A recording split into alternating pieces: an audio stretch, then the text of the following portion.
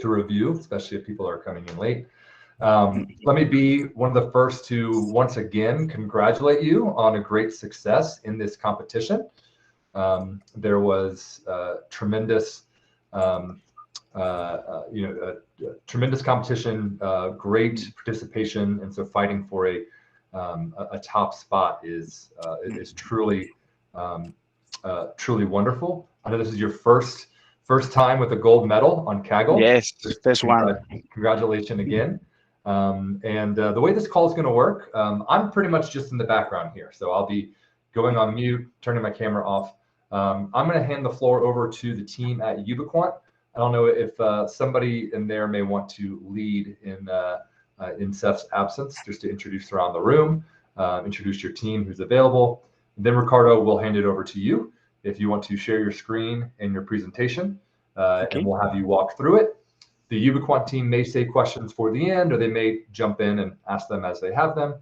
And then we will conclude with any additional questions you have. We still have a few more calls left. And then once those calls are completed, we will distribute your prize winnings. Okay. Before we start, are there any other questions? No. All right, well, hearing none, can someone on the Ubiquant team please introduce your team? All right, so all of our everyone here is actually from the AI department from Ubiquant, and our leader, his name is Brian. He's still on his way, and regardless, I feel like we can just begin your presentation without him, and if he has any additional questions after he arrives, that's for later. So yeah, that's pretty much our side of the introduction.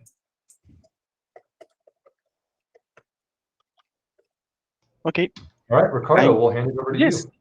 I'm gonna share the screen. Okay. Okay. Second.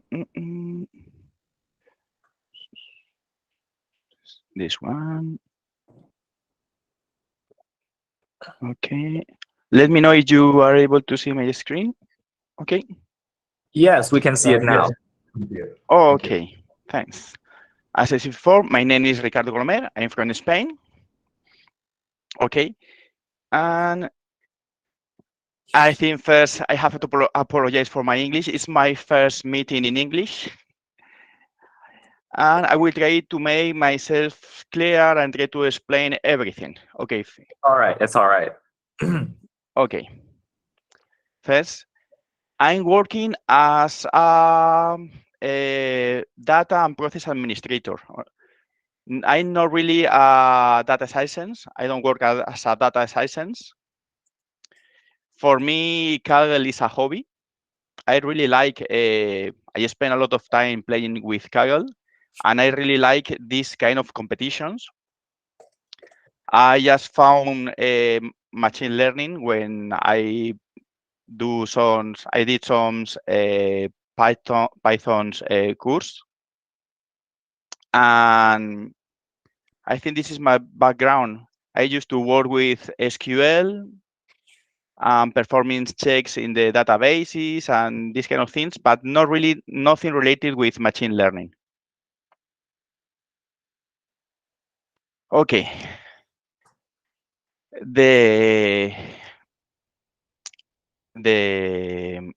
training data, I'm gonna explain how my model works. First thing is we are going to speak about the data sampling, which kind of data we use it, which one to decide not to use, why. Also, we modify the target, and we perform some transformation in the target and also in the data. In the next part, we will explain how the model works and just the important and interesting findings. Okay. All right. For the training data, first thing, there was a lot of days to train. Then we decide, I decide just to use last part of the days. I've decided to remove 600 first day in the data. Also, I transfer the data from float 64 to float 32 to remove some memory errors and reduce the risk. And to train, also I met the training data with the supplemental train to just have the most recent data to the training. For the target, I found that there was some big outliers in the training in the target, and I removed it.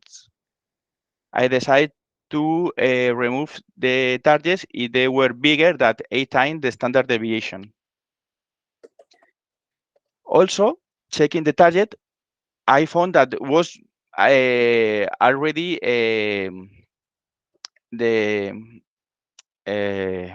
sorry. I transformed the target with the algorithmic transformation. The target was fine. When I checked the target, I saw that the distribution was already really Gaussian and was fine. But I'm not sure why, but my score improved when I performed this transformation.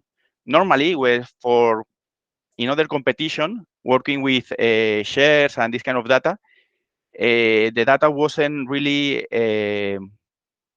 Gaussian distributed, and the transformation didn't improve the score. But in this case, I'm not sure why, but performing the transformation, logarithmic transformation, I was able to increase the score, but I don't know why, really. Okay, I actually, that was a pretty good insight in terms of using the logarithmic transformation. But I wanted to ask, because logarithmic transformations usually just work on distributions that center around 1, right? And it's not that good for negative values, because you might have undefined values if your value is lower than like -1. So how did you tackle that? Okay.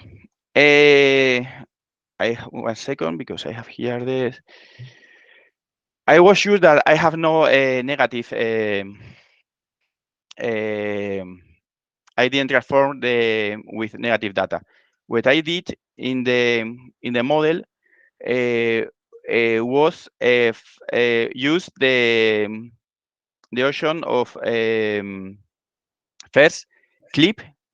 I clip the target between -9 and 9 first. What I see is I clip. I was sure that there was not info between -9 and 9. Then I multiply the target for 0.1. I see. So basically, clips the target between -9 and 9, times it by 0.1, and then you exactly. Then to be sure that it was between -0.9 and 0.9. Yes. Then I perform the loss transformation. I see. Okay. Just to be sure that there was no negative data. Okay. That's actually a pretty interesting. That's actually a pretty interesting way of going about it, because you started with the targets that was actually symmetric. Yes, exactly. There was no skin. But when you perform the logarithmic transformation like that, it actually didn't become. It actually becomes something that wasn't actually symmetrical. So you know what I mean, right? Yes. So yeah, the logarithmic transformation basically makes a symmetrical transformation non-symmetrical. Yeah, makes the data more Gaussian like. I'm not saying that's a bad thing. I feel like that's actually a very interesting, transformation.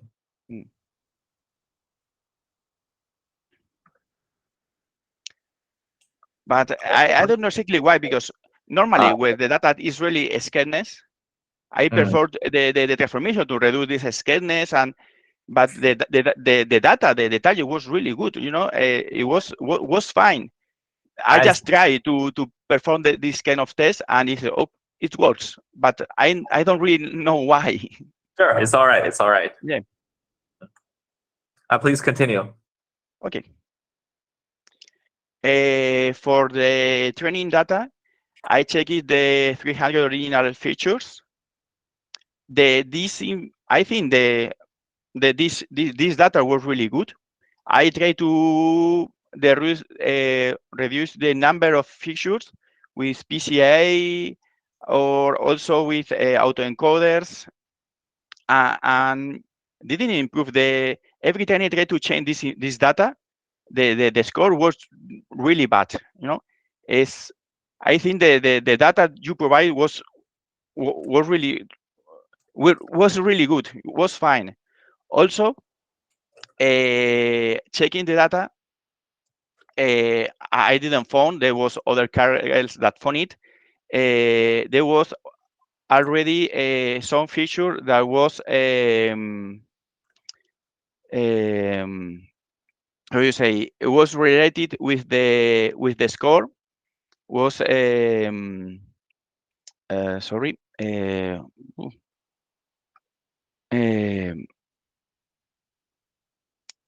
was the score of the previous. I see. So you basically say that there are features with high autocorrelation, meaning that Exactly. Was correlated with the score of the previous days. I see. We see that there was rated, in this. We can see here that the data, there was some features that already were really correlated exactly with the target with the previous target.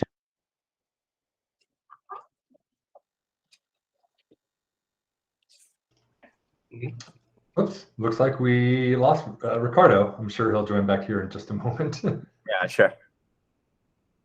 It wouldn't be the first time. Sorry, hey, Ricardo. Sorry. I do it all the time. I pressed the incorrect button. Sorry.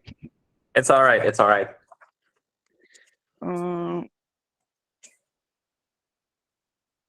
I have to find the presentation. Is this one? Is this one? Okay, sorry.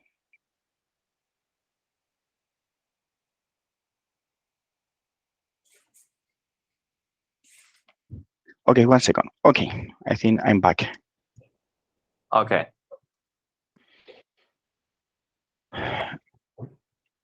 Okay. Then I decided not to create new features, as the features already you provide was fine. I just transfer the features with the quantitative transformer from sklearn. It's the only transformation I perform to the data. No the transformation, or I didn't take a subset of the features, or I just take the original 300 features and just a quaternion transformation. Nothing more for the data.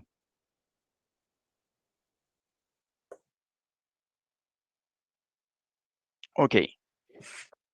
For the model, I use Keras, a really simple model with 5 layers. As activation, I use a switch for the old models, for the old layers, sorry, and MSE for loss function. Nothing really special. I try with more complicated models, but I detect that with complicated models, I was able to, the model was able to detect more complicated relationships between the different features and the target. But these relations are just for a short period of time. when I train the data in short periods of time with a more complex model, I was able to get a bigger score. But if I increase the number of days in the training data, the score just decrease. Then I decide to create a really simple model to try to find simple relationships between the different features along the time. Was the principal idea of the model. Try to find these simple relations, not really complicated and very deep relationships between different features with the target. Otherwise, if there is a change in the market, or this can create really a big change in the predictions.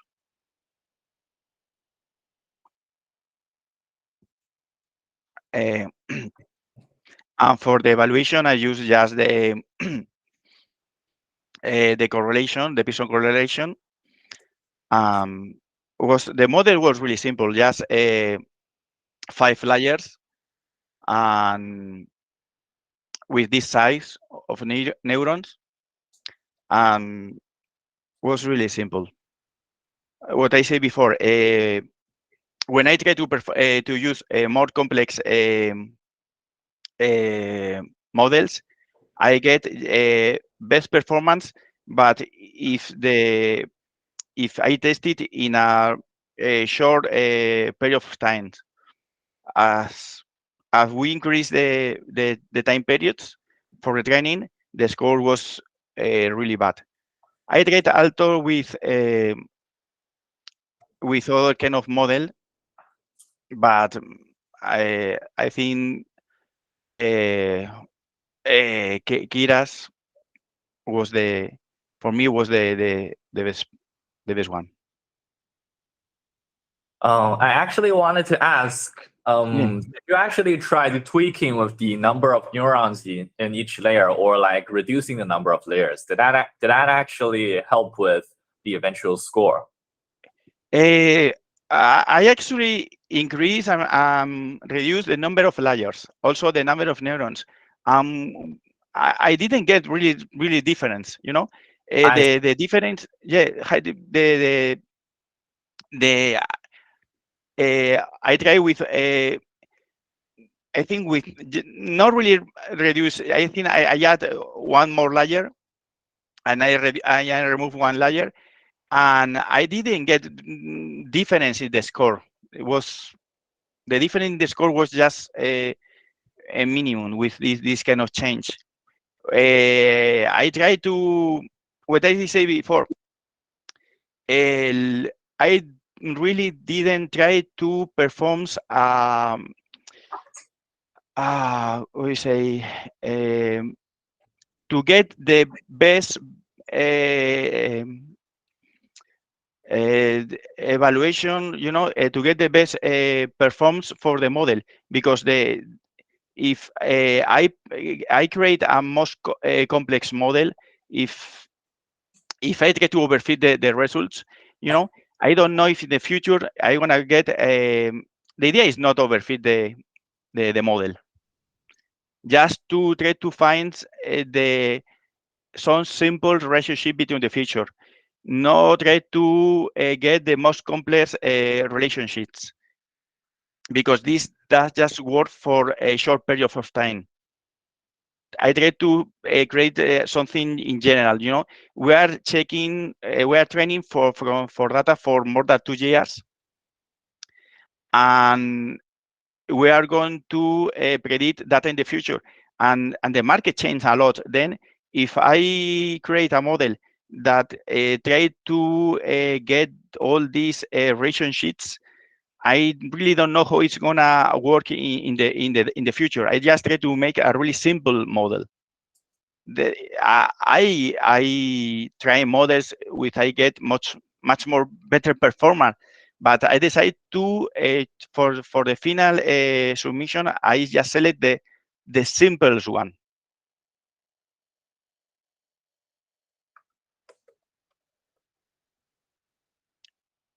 I didn't spend a lot of time just trying to get the best values for the model. I just select the simple ones. Okay, you see the model is really simple, and there is no really any value different that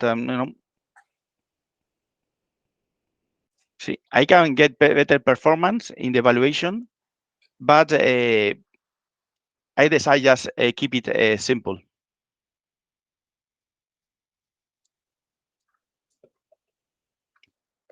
Okay. The validation is I spend a lot of time in validation. I think is what I spend more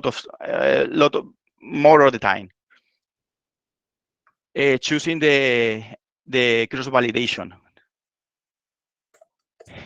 Yes, I think I almost spend all the time deciding and making different tests with the cross validation. Is what I said before. Is I detected that I think it was for my model was the most important part. Was the cross validation. I wasn't able to find a cross validation that that get good results, but to be sure that these results are not overfitted, and also that this result can be translated in the future.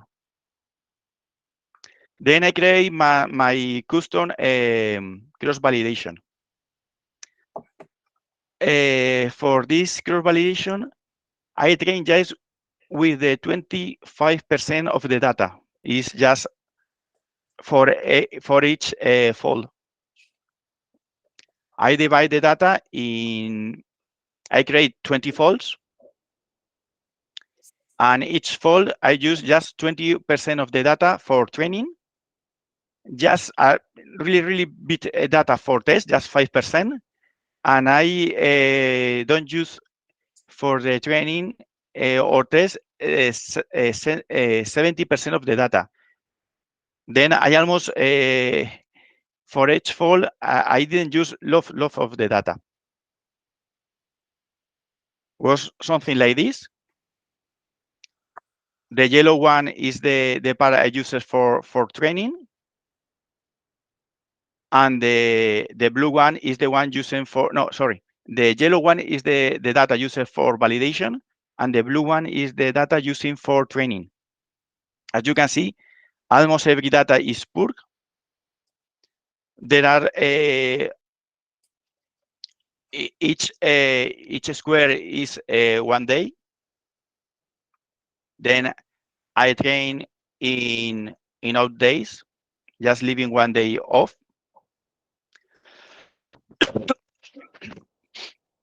And I validate at the end. As the data contains lag features, I have to train, use the last one.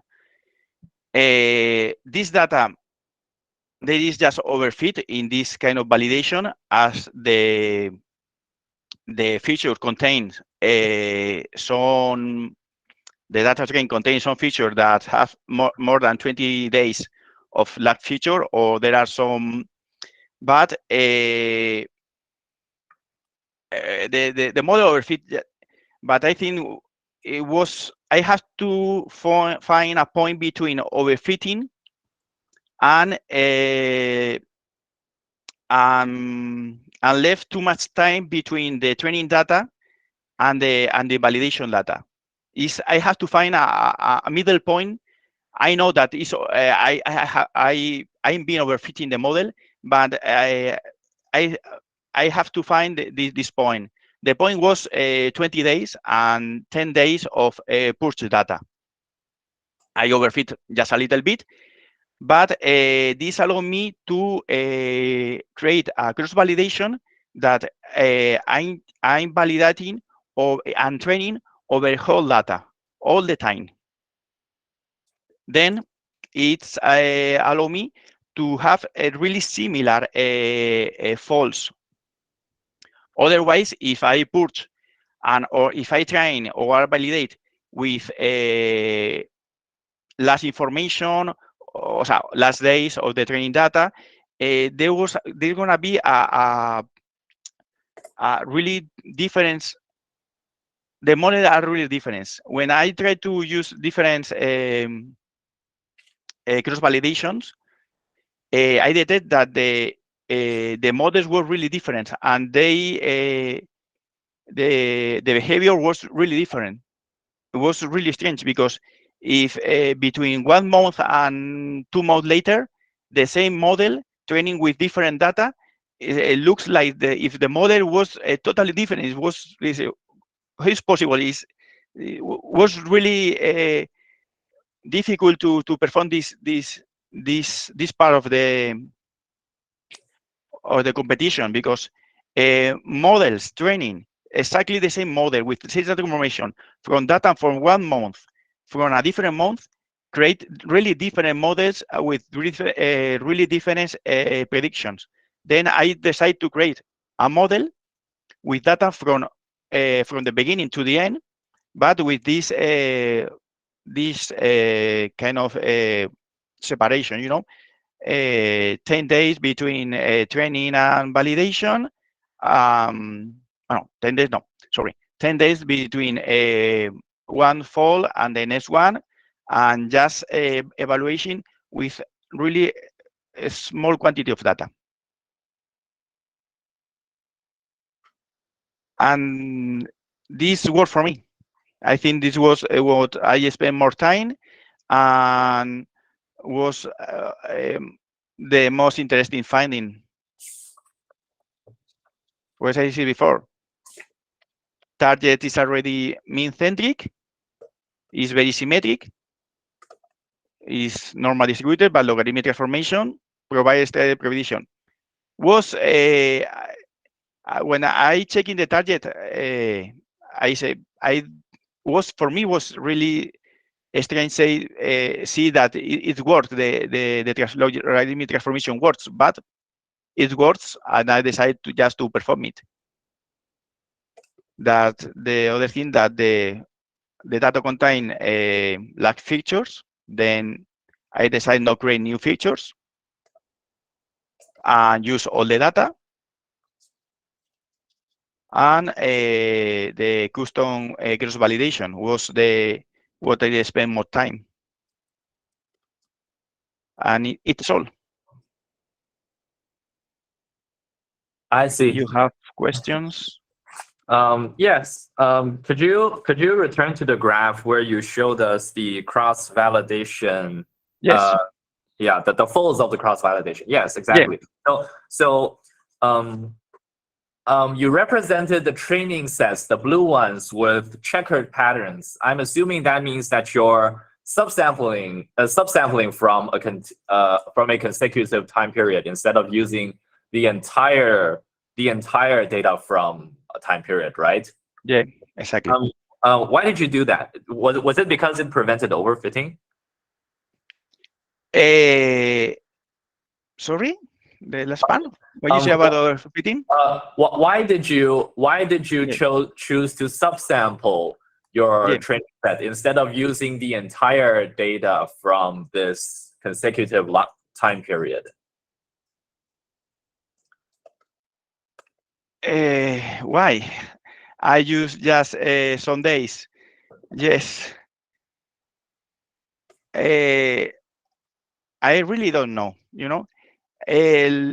I try with consecutive days. Just like training from Monday to Thursday and validate on Wednesday. Keep at the beginning. What I tried was train from Monday to Thursday, then validate on Friday, and keep 1 week off. Next the same week. See. Was the first idea. Then I say, okay, I'm gonna know by days, because at the end you are using days, and I prefer doing just consecutive days or in a different way. And I try to perform this training on the first 10 days and validate on the training on the first 9 days, validate on the 10 day, then 10 day off and start again. But I try with in this way, you know. There was not really a reason to do it. I tried to reduce the number of. The idea was trying to reduce the number of training days. I see. Okay. In the same time, I try to just train with validate with just a few data. The idea is lots of faults, 20. For me, normally I use between 5 and 10 faults for cross validation. I decide to have lot of faults and train just with a small piece of the data and validate with really a small piece of data. And to do this was the best distribution I found. I see. I want to ask, is your local CV score have a high correlation with the public rank score? No. So how do you choose your final private submission? Sorry, how what? So finally, how do you choose your finally private submission?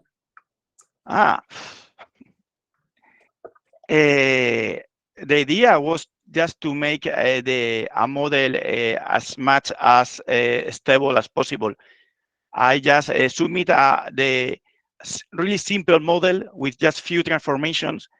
The idea was not really win the competition. I try to make a simple model, not have errors, make something really stable. But for me, I really surprised about the final results. Really, I was really lucky because this model is too simple, is to get this performance. At the end, I think I was really lucky because I selected my simple model, simple cross validation, simple models. No extra features. I try just to make a simple model to try to get really stable results along the time. Was the idea. The idea was win the competition for sure. I didn't think about win the competition. I just tried to get a good results, trying to get constant results along the time. Okay, I have a problem on page 13. I see that you use the Pearson correlation and RMSE for the equal matrix. Yes, exactly. Yes, and how to make them? Did you make a new function or something? Yes. Okay. I can show you if you want to see the function. I think is a function. I think I have already used this function for other competition. 1 second. I think is what is the function? 1 second. Because I have what is my model? I use this function. 1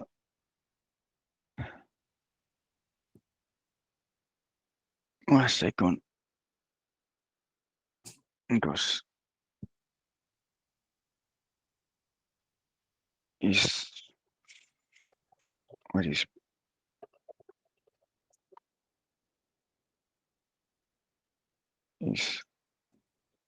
yes. I'm trying to find the function now. Is a function for the metric, just for the metric. I try to also to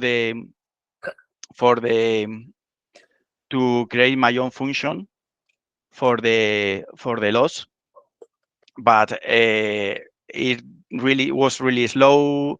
I get a lot of problems. Then I decide to, for the loss, use that MSA, but for the metric, I use the two functions at the same time, the RMSA and the Pearson correlation. Okay. Did you try to use the Pearson correlation for the evil matrix? Did you find that it's not pretty good or something wrong? No, for the metric was for the validation metric was fine. They use the Pearson correlation was fine. What was for the metric? When I tried to use the loss function for the loss, I wasn't able to do it works.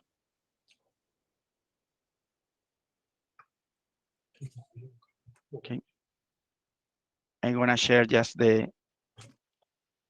Have you tried to train a tree-based model and ensemble with them? Sorry? Have you tried to training a tree-based model and try to ensemble with them? Sorry, I don't understand. Have you tried training multiple different models and ensembling them? That means training a lot of different models. And okay. Yeah. No, not for this competition. No. You know, I really was really scared about the file. Is a code competition.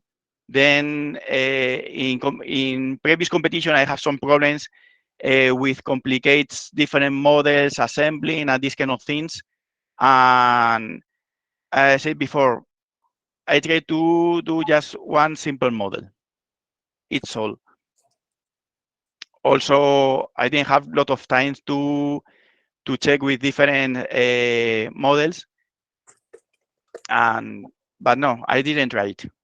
Any assemble or anything in this kind. What did you think was the most important thing that you did in your model, which helped you obtain a good score? I think was the cross validation. I see. It was the most important thing. All because right. what I said before, what I found is that the same model training with data from different weeks perform in a really different way. Like if the data was totally different or the model was totally different, it was really surprised for me that this kind of change in the results. Okay. Why did you choose 20 folds? Because I think 20 is actually a pretty large number for cross validation. Usually people only use like 5 or 10. Yeah, normally I used to use 5 of 10, but I use it 20 because I was to just use a small part of the fold for validation and a small part of the fold for training. I see. Then I need it if I want to just use a 5% of the data for validation is 1 day of 20 days. 20 folds divide 20 days, then 1 day for validation is a 5% of the training data into this fold for validation. All right. Is the way to do it. I also try with more folds. I think 30 and 40 folds, and at the end I select 20 in this way. All right.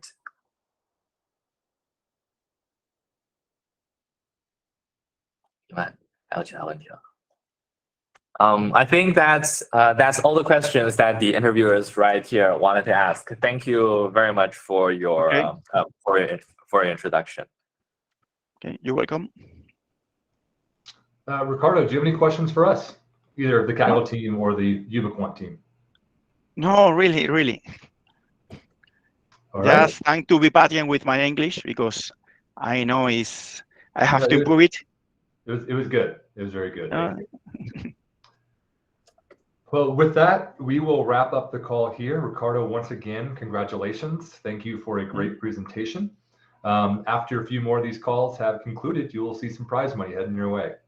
Great Okay. work. Thank you. Thanks, everyone. Bye. Ubiquant team. We'll talk in a few more hours. All right. Thank you. Bye-bye. Congratulations.